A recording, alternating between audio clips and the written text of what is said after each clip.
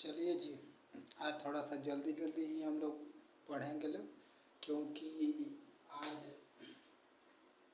होने वाला ये बात है कि आज जल्दी ही मेरा स्टोरेज भर जा रहा है मोबाइल का। ठीक है, चलिए देखिए, आज हम लोग पढ़ेंगे जियोमेट्री। क्या पढ़ेंगे ना?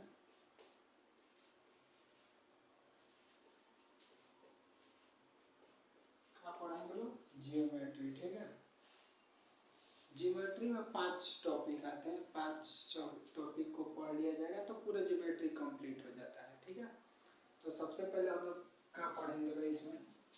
लाइन एवं एंगल। लाइन एवं एंगल, बोलिए समझ में आया? रुक जाइए, देख ले कि दिखाई दे रहा है कि ना। बहुत अच्छा है, थोड़ा सा ऊपर वाला कटा है, कोई दिक्कत नहीं। उसके बाद से ट्रेंगल पढ़ेंगे। ट्रेंगल यानी त्रिभुज। ठीक है ना, हिंदी लिख देंगे यदि। उसके बाद से क्वाड्रिलेटरल पढ़ेंगे लोग। अरे बड़ा लंबा मीनिंग है यार इसका, इसलिए छोड़ दे। पॉलीगन।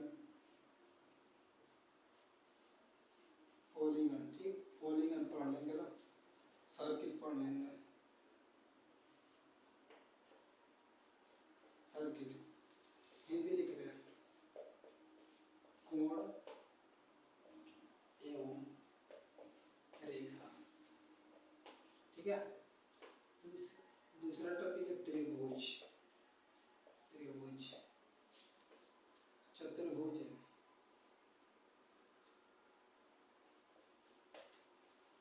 भुज, चतुर्भुज। उसके बाद से बहुभुज है। बहुभुज, बहुभुज के बाद से वृत्त है। क्या है? वृत्त। ठीक है, वृत्त समझिए। इतना ही हम लोग को पढ़ना है। ज्योमेट्री में सबसे पहले क्या पढ़ेंगे? लाइन एवं एंगल एवं रेखा एवं कोण। ठीक है ना। दूसरा टॉपिक है ट्रायंगल।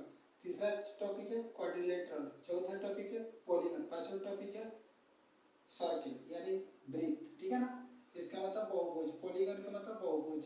क्वाड्रिलेटरल मतलब चतुर्भुज। त्रिभुज।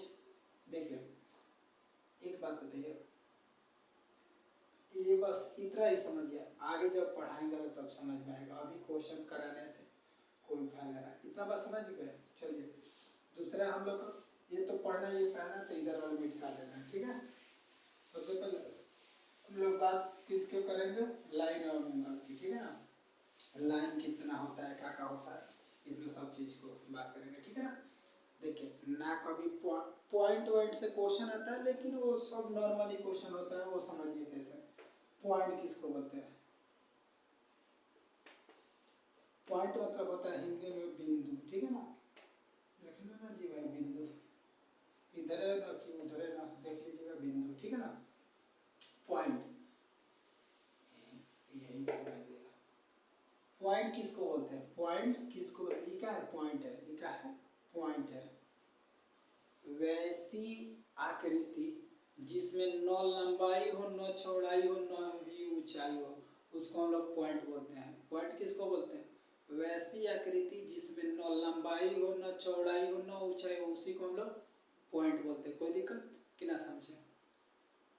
पॉइंट समझ में आ गया? बोलिए। देखिए उसके बाद हम लोग पढ़ेंगे लाइन यानी रेखा। क्या पढ़ेंगे? लाइन। लाइन देखिए, लाइन क्या होता है? जिसका कोई भी अंत बिंदु ना हो उसको हम लोग लाइन बोलते हैं। जिसका कोई भी अंत बिंदु ना हो उसी को हम लोग लाइन बोलते हैं। ठीक है ना, ये सब जल्दी जल्दी करके निकल जाते हैं हम लोग। लाइन किसको बोलते हैं? वैसी लाइन में केवल लंबाई होता है, न चौड़ाई होता है, न ही ऊंचाई होता है। बोलिए, दिखाई तो दे ही रहा है, समझ में आ रहा है कि ना आया? देखिए पॉइंट किसको बोलते हैं? जिसमें न लंबाई हो, न चौड़ाई और न ही ऊंचाई हो। लाइन किसको बोलते हैं? जिसको दोनों साइड बढ़ा देते हैं उसको हम लोग लाइन बोल देते हैं। ठीक है ना, कि ना समझे? अगर इसी में से हम दो बिंदु काट दे यानी दो बिंदु लगा दे, इसी लाइन में अगर हम लोग दो बिंदु लगा दे तो उसको हम लोग रेखाखंड बोलते हैं। क्या बोलते हैं? रेखाखंड। क्या बोलते हैं?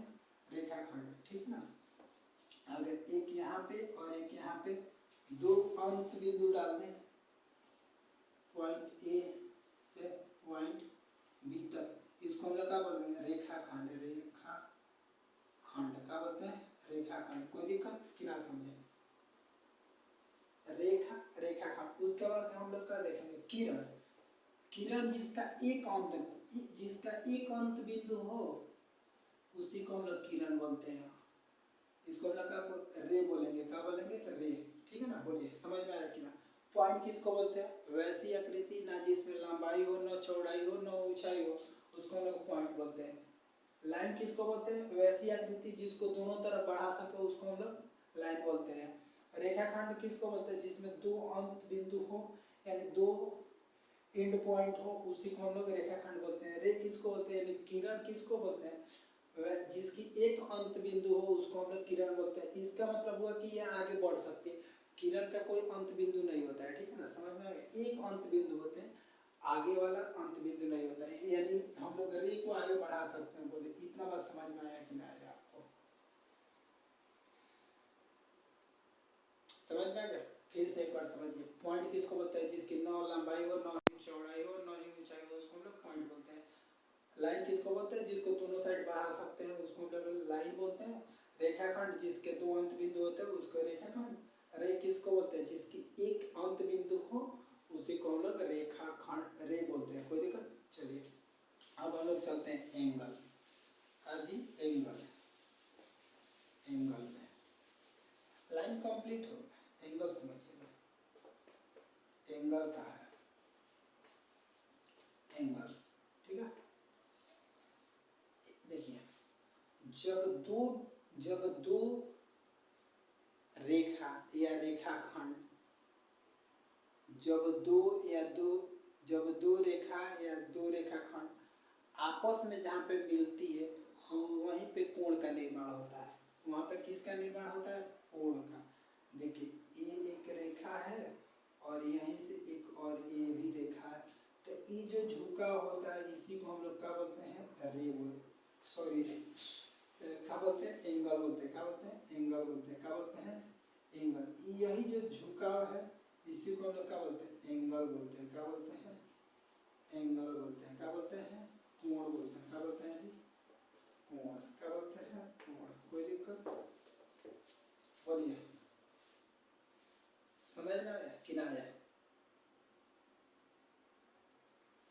कोण समझ में आया। कोण किसको बोलते हैं, जहाँ पे दो रेखी झुकी होती है उसको हम लोग एंगल, यानी जहाँ पे दो गैप हमको झुका हुआ गैप मिल जाए उसी को, वहीं पे एंगल का निर्माण हो जाएगा। ठीक है, चलिए एंगल समझ में आ गया। एंगल कितने प्रकार के होते हैं, तीन।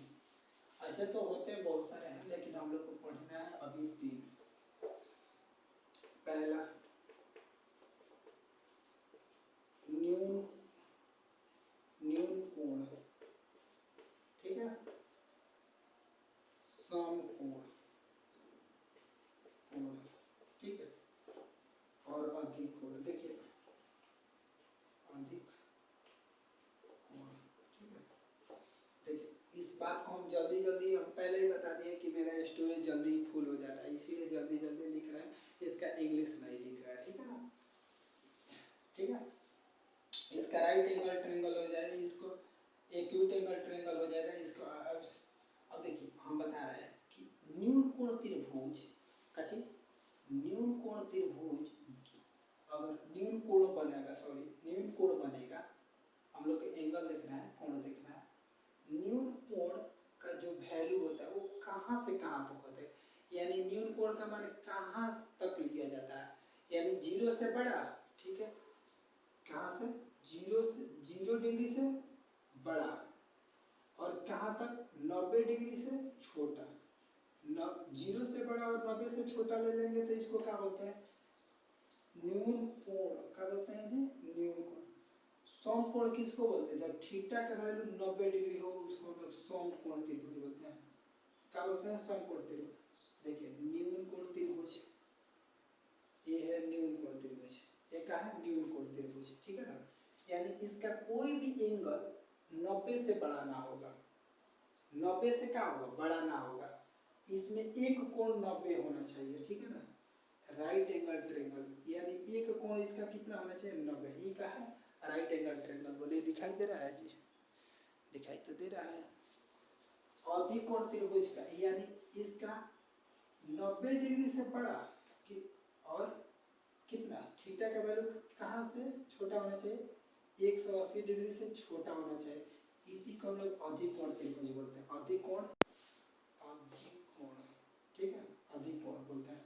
बोलिए न्यून कोण 0 से बड़ा और 90 से छोटा, समकोण जिसको राइट एंगल ट्रायंगल बोलते हैं, इसका कितना होना चाहिए 90 डिग्री, इसका एक कोण 90 डिग्री हो। देखिए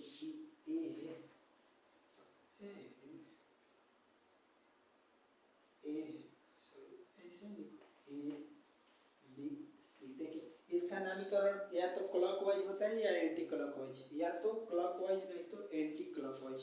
क्लॉकवाइज, एंटी क्लॉकवाइज, तो यहाँ पे लिख दे ए बी सी।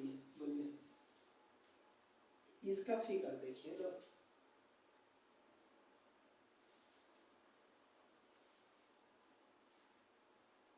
ये है अधिकोण त्रिभुज, एक है अधिकोण त्रिभुज, इसका एक वैल्यू 90 से बड़ा है, अगर यहाँ पे होता तो 90 होता, तो 90 से अधिक है, इसीलिए इसको क्या बोलते हैं अधिकोण त्रिभुज। क्या बोल देंगे और अधिक कोण, ई का है समकोण, समकोण, कोण की का है न्यून कोण, न्यून कोण, न्यून कोण। बोलिए समझ में आ गया इतना बात, अधिकोण, न्यून कोण, समकोण, समझ में आ गया। चलिए अगर आप लोग को समझ में आ गया है तो एक बात बताइए, मेरे से पूछ रहे हैं वही बात, न्यून कोण का वैल्यू बताइए, न्यून कोण का वैल्यू कहाँ से कहाँ तक होगा, यानी 0 से लेके 90 तक न्यून कोण। समकोण 90 डिग्री होना चाहिए, उसके बाद से अधिकोण, अधिकोण कहाँ से होना चाहिए, एक 90 से अधिक और 180 से छोटा, 90 से अधिक और 180 से छोटा। बोले तीनों याद हो गया। चलिए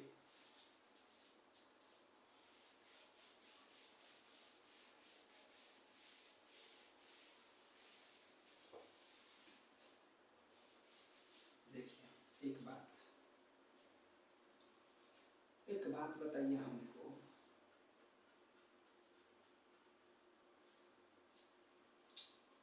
देखिए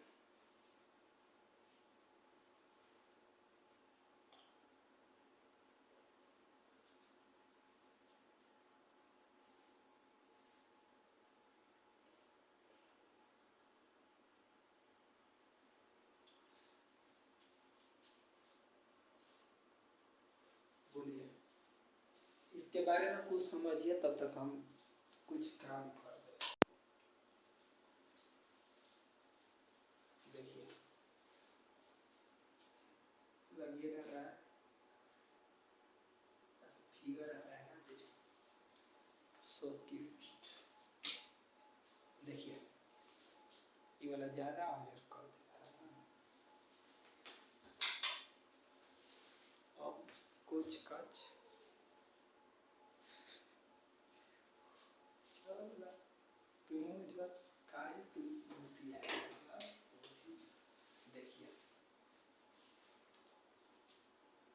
इसको हम लोग समानांतर रेखा बोलते हैं, क्या बोलते हैं समानांतर रेखा, यानी दो पैरेलल लाइन है, दो का है पैरेलल लाइन है, ठीक है, इसको हम लोग एल मान देते हैं और इसको एम मान देते हैं। तो दो पैरेलल लाइन को अगर लिखना होगा तो एल पैरेलल एम लिख देंगे, इसी को हम लोग क्या पढ़ते हैं एल पैरेलल एम। समझ में आएगा। तो जो जब दो समानांतर रेखा को एक तीसरी रेखा प्रतिच्छेदित की है, प्रतिच्छेदित मत करने का मतलब हुआ कि काटी है, जब दो समानांतर रेखा को एक तीसरी रेखा काटी है तो यहाँ पे बहुत सारे एंगल बनते हैं, जहाँ झुकाओ तहाँ एंगल, जहाँ पे दो रेखा तीन रेखा मिलती है वहाँ पे का एंगल बनता है। देखिए एक यहाँ पे एंगल बना है, यहाँ पे बना है, यहाँ पे बना है, यहाँ पे बना है, यहाँ पे बना है, यहाँ पे बना है, यहाँ यहीं पे भी यहीं पे भी बना है, ठीक है। बोलिए कहाँ कहाँ बना है, समझ में आ गया कि ना आया? बोलिए। देखिए जब दो रेखा एक दूसरे को प्रतिच्छेदित करती है, ये एक रेखा एक ये रेखा, जब दो रेखा एक दूसरे को प्रतिच्छेदित करते, इस रेखा इसको काटेगी और ये रेखा इसको काटेगी, तो यहाँ पे कोण का निर्माण होता है। इसका निर्माण होता है, देखिए मान लीजिए कि अगर हम इसको हम लोग अल्फा मान लें, क्या मान लें? अल्फा। तो इसके विपरीत यानी सेम विपरीत यानी सामने, इसके ठीक सामने वाला भी कोण कितना होना चाहिए? अल्फा हो जाएगा। समझ में आया? अगर ई अल्फा तो ई अल्फा, ई बीटा तो ई बीटा, ई गामा तो ई गामा, समझ में आया? यानी ई कोण 30 डिग्री तो ई कोण कितना डिग्री? 30 डिग्री हो जाएगा ऑटोमेटिक। और क्यों होगा इसके बारे में हम लोग अभी समझेंगे। समझ में आया? बोलिए कि ना समझे? इसका मतलब अगर ई गामा होगा तो ई कितना होगा? सॉरी ई बीटा होगा तो ये बीटा हो जाएगा, ठीक है ना? बोलिए समझ में आया कि ना? यानी ई अल्फा तो ई अल्फा, ई बीटा तो ई बीटा, इसी को लोग शीर्षाभिमुख कोण बोलते हैं। क्या बोलते हैं? शीर्षाभिमुख कोण, शीर्षाभिमुख कोण। बोलिए समझ में आया कि ना आया? इसको हम लोग शीर्षाभिमुख कोण बोलते हैं।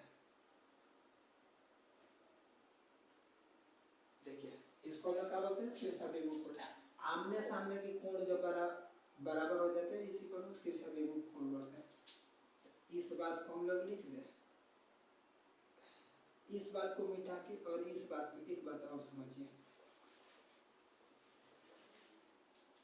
इस बात को मिटा दे, मिटा दीजिए। और एक बात समझिए, अच्छा एक बात बताइए, ये लाइन है, पहले ऐसे समझिए, ये कितना? एक लाइन है, ठीक है। इस लाइन पे कितना डिग्री का कोण बनेगा?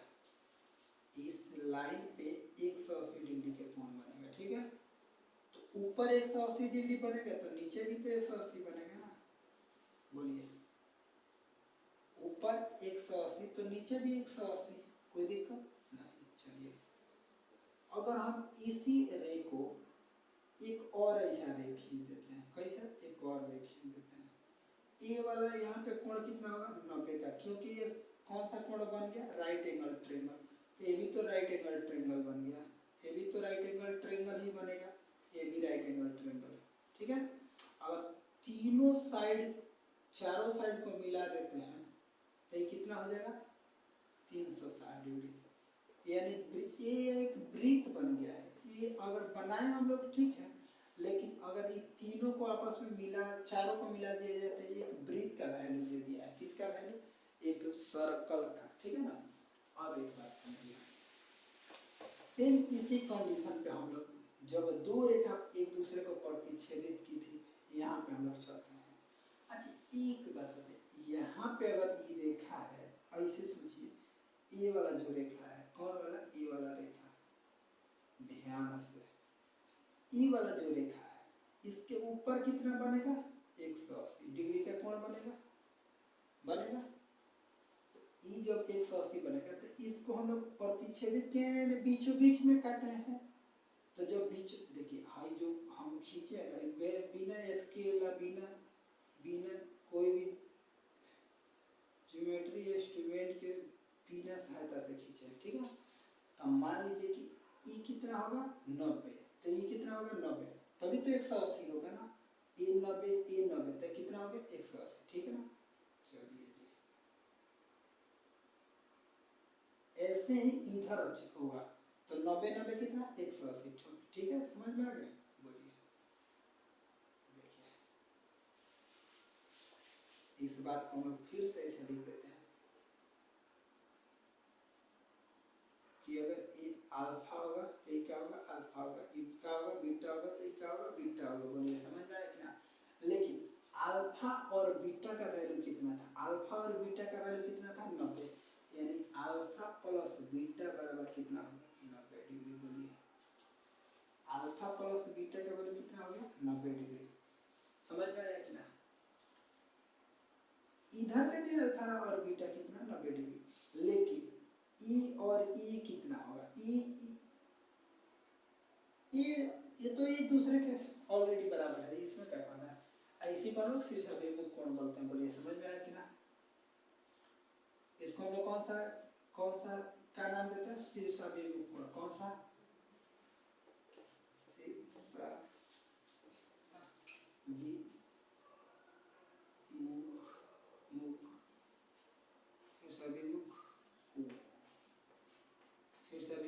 ठीक है, देख लीजिएगा, हिंदी इधर उधर हुआ होगा तो बोलिए समझ में आ गया।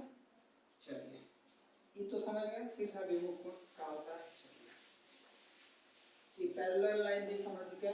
अब आते हैं हम लोग यहाँ पे, मेन तो बात है ये यही दिखा के बैठना, तो इसको इधर लिया के हम लोग समझते हैं, इस फिगर को हम लोग यहाँ पे लिया के समझते हैं। देखिए यहाँ पे कितना कोण बनेंगे, 8। कितना कोण बनेंगे, 8। पहला, दूसरा, तीसरा, चौथा, पांचवा, छठवां, सातवां, आठवां। बोलिए समझ में आया कि ना। 8 कोण बने हैं। कितने कोण, 8 कोण। देखिए समझ में आया कि ना आया, कितने कोण बने हैं, 8। ठीक है, चलिए एक बात बताइए, एकांतर कोण और बाह्य एकांतर और अंतः एकांतर, अंतः किसको कहते हैं और बाह्य किसको बोलते हैं। अंतः और बाह्य किसको बोलते हैं। देखिए जब दो लाइन के अंदर के जितने भी कोण हो गए उसको हम लोग अंतः कोण बोलते हैं। जब दोनों रेखा के बीच में बने कोण को हम लोग अंतः कोण बोलते हैं, क्योंकि ये अंदर का है इसीलिए अंतः कोण, और जो बाहर के हैं उसे हम लोग बाह्य कोण, यानी जो समानांतर रेखा के अंदर बने होंगे उसको अंतः कोण, और जो समानांतर रेखा के बाहर बनेंगे होंगे उसको बाह्य कोण। अच्छा एक बात बताइए, हम लोग अंतः कोण पे चर्चा करें, अंतः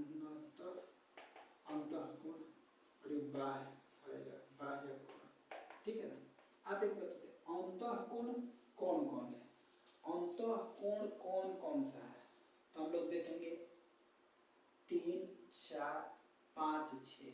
ये क्या है जी, 3, 4, 5 और 6, ये क्या है, अंतः कोण है, यानी ये दोनों समानांतर रेखा के अंदर है, ये समानांतर रेखा के अंदर है, तो इसीलिए अंतः कोण। बाह्य कोण में कौन कौन से आएंगे, 1, 2, 7 और 8, 7 और 8, ये क्या होते हैं, बाह्य कोण होते हैं।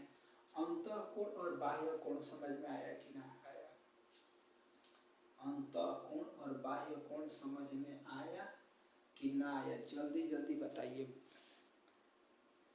और 7-8 मिनट वीडियो होगा रिकॉर्डिंग। बोलिए अंतः कोण और बाह्य कोण समझ में आया कि ना आया, समझ में आ गया। चलिए देखिए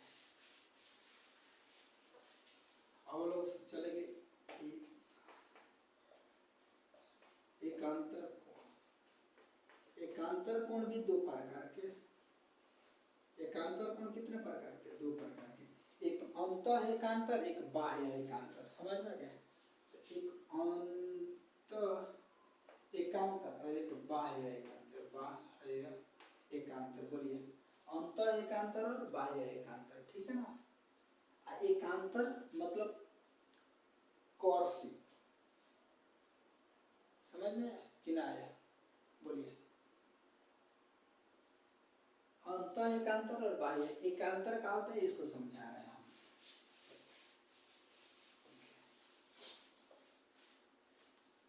एकांतर का मतलब हो गया कि एकांतर का मतलब, देखिए एकांतर का मतलब समझिए, अल्टरनेट संख्या, अल्टरनेट संख्या को हम लोग एकांतर कहते हैं, यानी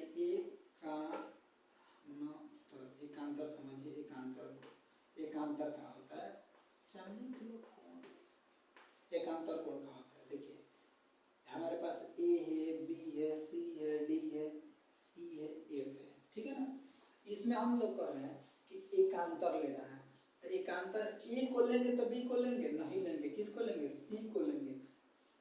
सी को जब ले लिए तो डी को लेंगे ना लेंगे, किसको लेंगे, ई को लेंगे। समझ में आ गया, यानी यहाँ समझे तो समझिए, 2 3 5, 2 3 4 5 6 में इसको हम लोग का एकांतर सजाइए तो एकांतर में का 2 लेंगे तो 4 लेंगे, फिर 6 लेंगे, ये वाला नंबर नहीं लेंगे, समझ में आया? एकांतर एक लेंगे तो एक छोड़ के लेंगे, ठीक है, एकांतर, ठीक है ना। एकांतर कितने प्रकार के? 2 प्रकार के, एक बाह्य एकांतर और अंतः एकांतर, ठीक है ना। यही पे लिख रहे हैं अंतः एकांतर और बाह्य बाह्य एकांतर, ठीक है। चलिए अब एक बात बताइए, अब हम लोग किसको ले रहे हैं? अंतः एकांतर को हम लोग ले रहे हैं। पहले हम लोग किसको चर्चा करें? अंतः एकांतर को, ठीक है। किसको? अंतः एकांतर को। एक बात बताइए, अगर हम 3 को देखें, किसको? एकांतर, अंतः एकांतर यानी दोनों पैरेलल लाइन के किधर? बीच में। बाह्य मतलब हुआ कि दोनों पैरेलल लाइन के बाहर, तो हम लोग अंतः देख रहे हैं ना, तो इसको देखेंगे 3 को, 4 एक को देखेंगे नहीं देखेंगे, क्यों ना देखेंगे? क्योंकि हम लोग बाह्य ना पढ़ रहे हैं, अंतः पढ़ रहे हैं। देखिए अब अंतः एकांतर यानी 3 का एकांतर 5 होगा, नहीं 3 का एकांतर का होगा 6, यानी कोण 3 के बराबर कोण का होगा 6, यानी कोण 3 बराबर कोण का होगा 6 हो जाएगा। बोलिए समझ में आया कि ना। बाह्य अंतः एकांतर यानी अंदर के एकांतर करना है, यानी इसके ठीक उल्टा ले लेना है, इसके ठीक सामने उल्टा क्रॉस क्रॉस लेना है, ठीक है। ई इसको चूज करेगा, ई इसको चूज करेगा, यानी 3 किसको चूज करेगा? 6 को, और 4 किसको चूज करेगा? 5 को, यानी कोण 4 बराबर का होगा कोण 5 होगा। बोलिए समझ में आया कि ना। ई का है अंतः एकांतर है, ई का है जी, देख लीजिए 3 मिनट है, और ये दिखाई दे रहा है ना, दिखाई दे रहा है, दिखाई दे रहा है। बोलिए समझ में आया। अब बाह्य एकांतर समझा रहा है। देखिए बाह्य एकांतर अगर 1 लेंगे तो किसको लेंगे? 8 को लेंगे, 6 को लेंगे, 4 को लेंगे, नहीं किसको लेंगे? 8 को लेंगे, यानी बाह्य एकांतर में क्या हो जाएगा? कोण 1 बराबर कोण का होगा? कोण 8 होगा। बोलिए समझ में आया कि नहीं। तो 2 बराबर आप ही बताइए क्या होगा? 2 बराबर 7 होगा, 2 बराबर 7 होगा। बोलिए बाह्य एकांतर और अंतः एकांतर समझ में आ गया। बाह्य एकांतर और अंतः एकांतर समझ में आ गया। चलिए चलिए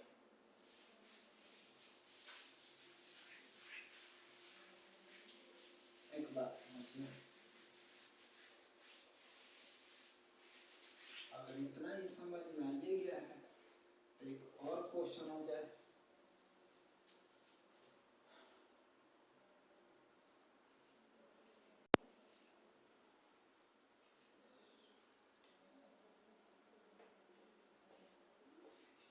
ठीक है,